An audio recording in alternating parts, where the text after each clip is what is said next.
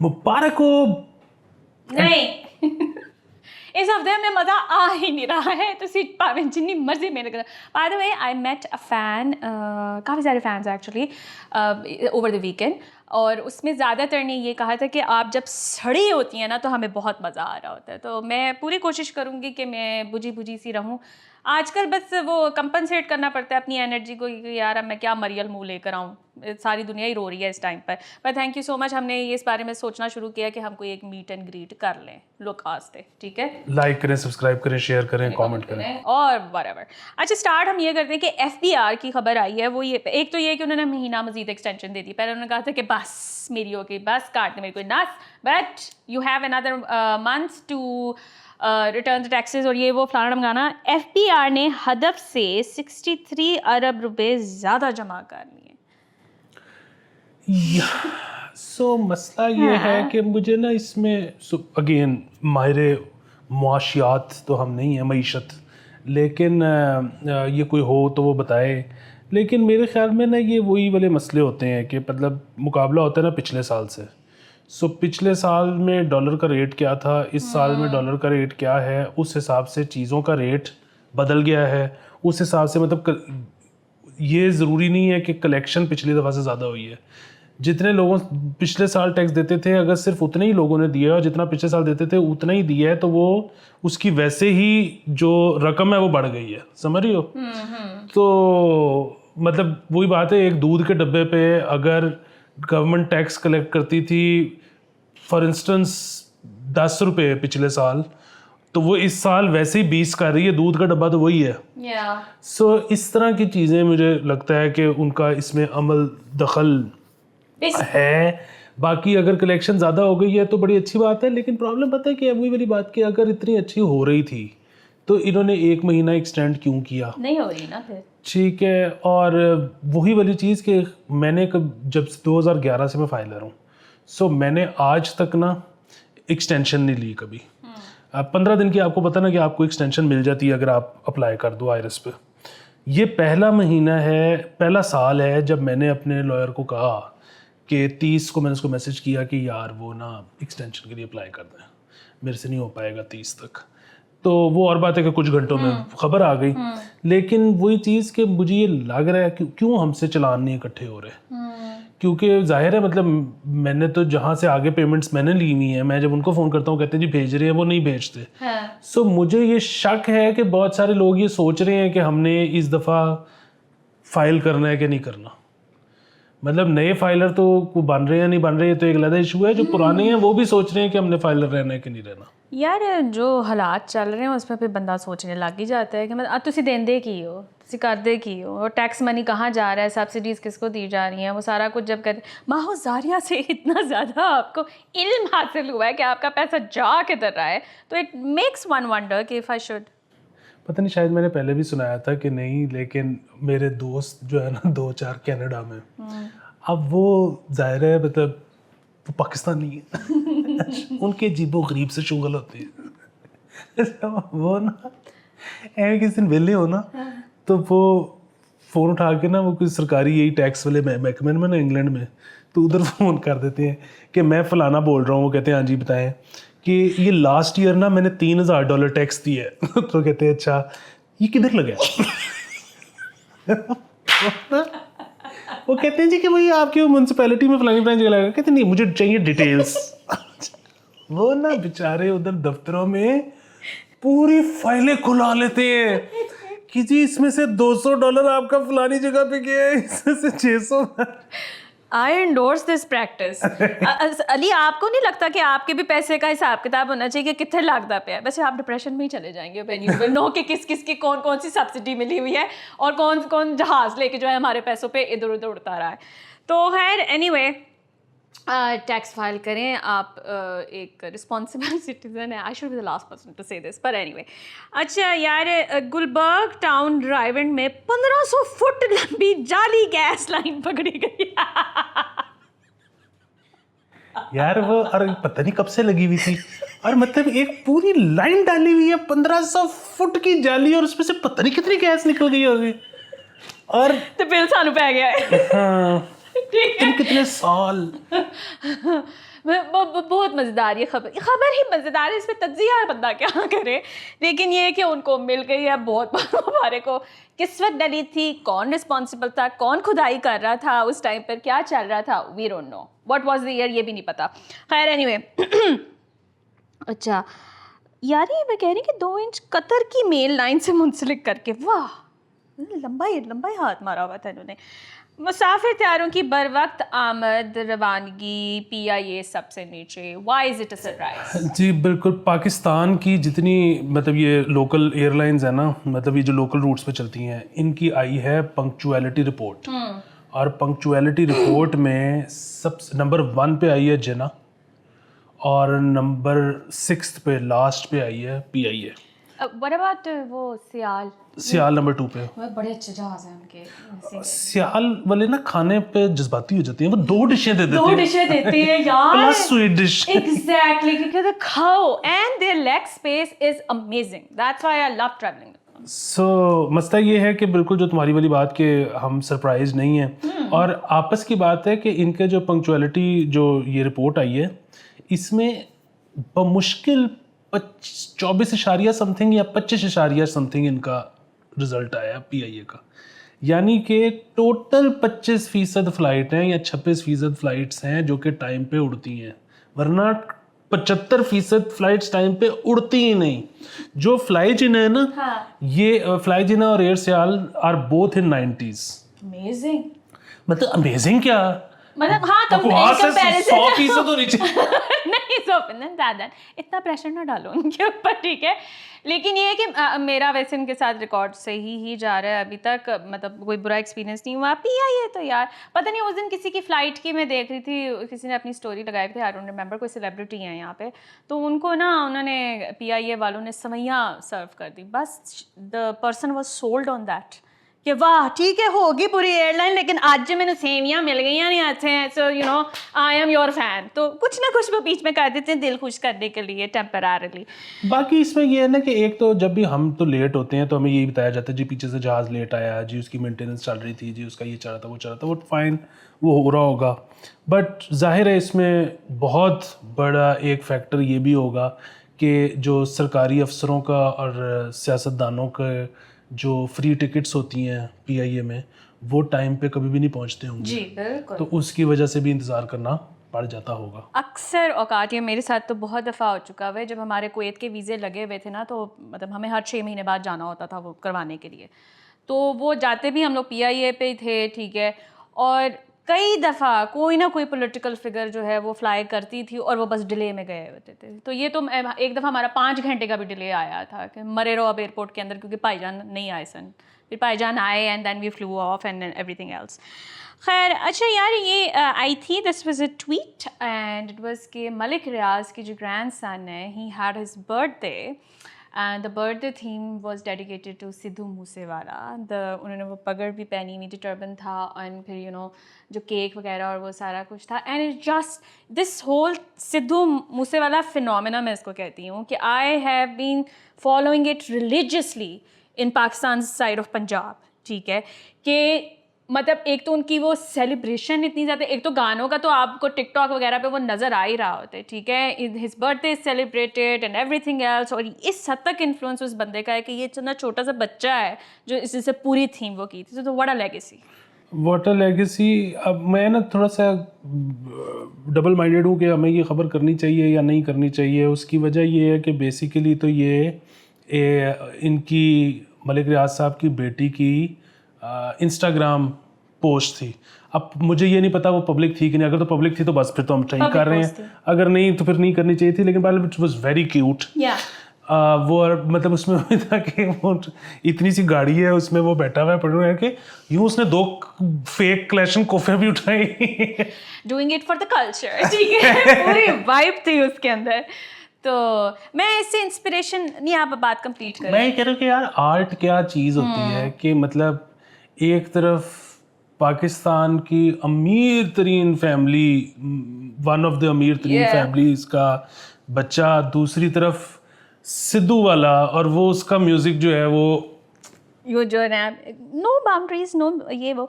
मैंने ये सोचा है अली कि मैं अपनी बर्थडे पे तुम्हारी थीम की जो है ना बनाऊंगी यार, ये केक। जबरदस्त। ठीक है, ये मेरा आप लोगों से वादा है, आप दुआ करेंगे मैं जिंदा रहूं तब तक, ठीक है, हालात नहीं है मेरे, लेकिन my 39th birthday will be dedicated to you. तुम असल में ना केक बचाना चाह रही हो कि तुम चाह रही हो कि अवजार शक्ल देख के लोग खाएं ही ना तो सारा केक तुम्हें मिल जाए। ठीक है, अब आज़ाद शक्ल इसकी हमने बनवानी है, ठीक है। इसकी काफ़ी सारी तस्वीरें ऐसी हैं, एक तो स्क्रीनशॉट, तो वो तो एक अजीम स्क्रीनशॉट है जिसको मैं मीम के तौर पे इस्तेमाल करती हूँ, उस पे मैंने बनवा के केक और पूरे पोस्टर्स भी लगाने हैं अपनी बर्थडे पे। This will be my tribute to an artist. इस पे मैं भी एक ट्रिब्यूट देना चाहता हूँ। आज बहुत बड़ा दिन है, आज मिट्ठू की सालगिरह, हाय क्यूटी। और उज़ैर जो मिट्ठू के हस्बैंड हैं वो सालगिरह मना रहे हैं। अच्छा। और उज़ैर जो है ना वो पढ़ाई के लिए 2 महीने पहले उन्होंने जॉब छोड़ दी, और उन्होंने बहुत मिट्ठू को कन्विंस किया कि तुम, क्योंकि उनका छोटा बच्चा भी है इधर, तो उन्होंने कहा कि तुम छोड़ दो जॉब, बेशक मैं करता रहता हूँ, मैं बाद में कभी पढ़ लूँगा। तो मिट्ठू नहीं मानी, उसने कहा मिट्ठू जॉब भी कर रही है, इन्होंने छोड़ दी है, ये अब जॉब भी नहीं कर रहे और पढ़ भी नहीं रहे। माउज़ारिया देख रहे हैं, दैट्स इनफ। हाँ, और मिट्ठू पहले देखती होती थी, हाँ। अब उसने ज़ाहिर काम इतना है, बच्चा, काम, जॉब, ये वो सारा कुछ, तो आजकल वो नहीं देख पा रही, लेकिन आज से देखेगी। बिल्कुल। और मिट्ठू जो है ना वो बिरयानी बहुत अच्छी बनाती है, लेकिन 3 साल में 2 दफ़ा।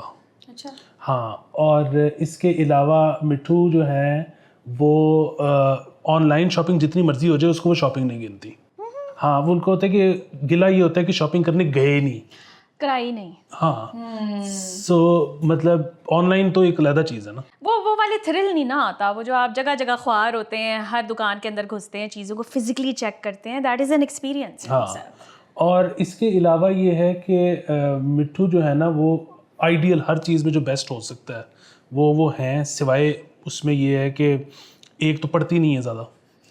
ਤੁਸੀਂ ਕਰਦੇ ਕੀ ਪਏ ਹੋ? ਉਹਨੇ ਜੌਬ ਛੱਡ ਕੇ ਪੜ੍ਹਨਾ ਛੱਡ ਦਿੱਤਾ, ਮਿੱਠੂ वो पढ़ती नहीं पई है, व्हाट्स गोइंग ऑन? दूसरा ये है कि वर्क स्पेस पे ना घबराती नहीं है। Oh good. हाँ, तो वो उज़ैर जो है वो कई बार समझाते कि थोड़ा सा घबराया करे लेकिन वो नहीं घबरा रही। मुझे टिप्स दे, मैं बहुत घबराई हुई रहती हूँ, प्लीज। हाँ, तो उज़ैर ने गाना जो किया है डेडिकेट, 90s गोल्डन याद करवा दिए। ये जो थोड़े से हैं पैसे खर्च तुम पर करूं कैसे, ये जो थोड़े से हैं पैसे खर्च तुम पर करूं कैसे, अगर कहीं एक दुकान होती जहाँ पे मिलते गगन के तारे, मैं सारे तारे खरीद लेता, तुम्हारे आंचल में टांग देता, मगर क्या करूं मैं कि ये जानता हूँ तारे मिलते नहीं ऐसे, तारे मिलते नहीं ऐसे, ये जो थोड़े से हैं पैसे खर्च तुम पर करूं कैसे। हैप्पी बर्थडे मिट्ठू। बहुत ज़्यादा हैप्पी बर्थडे हाँ मिट्ठू। जी। मिट्ठू के लिए अभी जो सबसे बड़ा सरप्राइज है वो ये है कि उज़ैर ने ये बर्थडे मिट्ठू के पैसों से ही करवाई है, और अभी ये मिट्ठू को पता लगने। Uzair, you're a winner, I love you, और मैं बड़े होके मैंने उज़ैर बनना है। बिल्कुल सही। This is so cute, all of this is so cute. खैर, अच्छा आगे चलते हैं। So I been holding on to these stats for like 2 हफ्ते हो गए, मैं ये इसी फाइल के अंदर पड़ा हुआ था और मैंने नहीं किया था। सो इट्स अबाउट कि how the industry is turning wonderful adult content, like adults के लिए जो OTT प्लेटफॉर्म्स हैं, बड़े ज़बरदस्त शोज बन रहे हैं। हाउएवर जो फिगर्स हैं for the most streamed movies in 2022, उसके अंदर वो मूवीज़ हैं जो कि बच्चों के लिए बनाई हुई हैं, ठीक है। एंड दे थिंक कि ये सिर्फ उनका एक रैंडम एनालिसिस है कि may be the movies that make kids laugh is watched bye everyone, ठीक है। और ज़्यादातर लोग उसको देखेंगे क्योंकि बच्चे भी एंटरटेन हो रहे हैं। और उसमें जो मोस्ट स्ट्रीम्ड मूवीज़ थी उसके अंदर वो कोको, अगर आपने अभी तक नहीं देखी, इट्स अ ब्यूटीफुल मूवी, ठीक है। 14.3 बिलियन उसके व्यूज़ वहाँ पर आए थे। और लिस्ट में ज़्यादातर वही मूवीज़ हैं जो बच्चों की जो है ना वो टॉप में आ रही हैं। तो वो दे वर लाइक कि maybe we should focus on producing more of these जो प्लेटफॉर्म्स हैं, they should shift and divert their resources to producing such movies जो कि सारे देखें, बिकॉज वो सारे में ये है कि व्यूइंग ज़्यादा है। इसमें मुझे तो कोई शक नहीं कि जो आप कह रही है बिल्कुल ठीक होगा। उसकी वजह ये है कि एक तो बच्चों की जो ये कैपेसिटी होती है ना एक चीज़ को बार बार देखने की, वो बड़ों में नहीं होती। सो आपने एक चीज़ देख ली, आपको बहुत पसंद भी आ गई, तो मोस्ट प्रोबेबली आप उसको दोबारा नहीं देखोगे। अच्छा, दूसरी चीज़ ये है कि बच्चा अगर आरे लग रहा है ना किसी चीज़ पे, तो माँ प्यो कहते हैं कि भाई जी लाई रखो, रिपीट थे हमारे बस किसी तरह हमारी जान छुड़ा लो। तीसरी चीज़ इसमें ये है कि माँ बाप को भी मतलब जब अगर ये है कि जी सैटरडे नाइट सब ने इकट्ठे बैठ के फिल्म देखनी है, तो वो हम मिर्जापुर तो नहीं देखेंगे ना साथ बैठकर। एक तो देखेंगे नहीं, और दूसरा ये कि जब बच्चे अड़ जाते हैं कि जी हमने फलानी ही देखनी है, तो माँ बाप थोड़ी बहस करते हैं, वो कहते हैं ठीक है यार फिर लगा लो व्हाटएवर। और मतलब वो देख ही जाएंगे। लाइक मैं मेरे चूँकि भतीजियाँ बेतहाशा हैं, बाजियाँ भी, मेरे ख्याल से मैंने फाइंडिंग नीमो देख देख के मैं सड़ चुकी हुई हूँ। और अभी भी जब हम इकट्ठे होते हैं कहते हैं फाइंडिंग नीमो देखिए खाला यार। और वो जो है ना, ये तो बच्चे तो फिर ना, मैंने ये शायद सुनाया था, आई डोंट नो, लेकिन वो जो कुत्तों के लिए शोज होते हैं, टीवी शोज, मतलब वो तुम क्यों देखते थे? मैं नहीं देख रहा था, मुझे तो पता भी नहीं था। मतलब वो कुछ सीजन्स हैं जो कुत्ते बहुत शौक से देखते हैं। सो मैं वो इमरान भाई के घर गया, मतलब स्टूडियो गया, तो वहाँ पे वो लोग सारे बैठ के चिलिंग कर रहे थे।